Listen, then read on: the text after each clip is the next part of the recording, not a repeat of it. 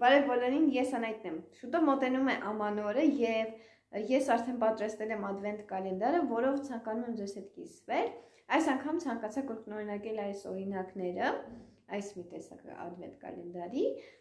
ու հիմա մենք միասին կանենք։ Իրականում այն շատ հեշտ է պատրաստվում, վիդեոն նայելով կհասկանաք։ Ընդհանրապես պետք է նվերները փաթեթավորել ու կախել։ Կախելու երկու ձև ձեզ ցույց կտամ, ինչպես եմ ես կախում։ Եվ եթե ցանկանում եք, դուք կարող եք ձևավորել։ Ես նախընտրեցի թողնել այդպես։